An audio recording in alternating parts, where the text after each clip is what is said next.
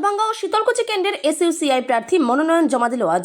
মাথাভাঙ্গা মহকুমা শাসকের দপ্তরে করা হয়েছে মাথাভাঙ্গা বিধানসভার মনোনয়ন জমা কেন্দ্র। শীতলকুচি বিধানসভার মনোনয়ন জমা নেওয়া হচ্ছে ট্রেজারি ভবনে।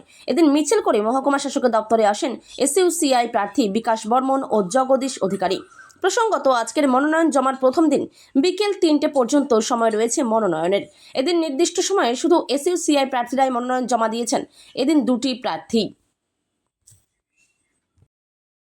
প্রার্থীকে বিপুল ভোটে জয়ী করুন।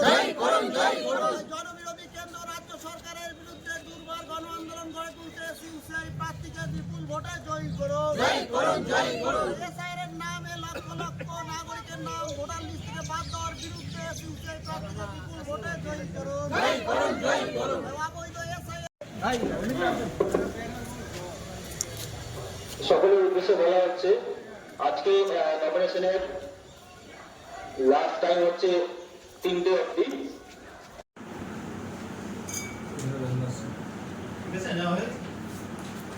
এসইউসিআই কমিউনিস্ট পার্টির থেকে আজকে নমিনেশন সাবমিট করছি। কোন কেন্দ্রের থেকে? শীতলকুচি বিধানসভা থেকে। আমি জগদীশ অধিকারী। কোন প্রার্থী? SUCI communist party.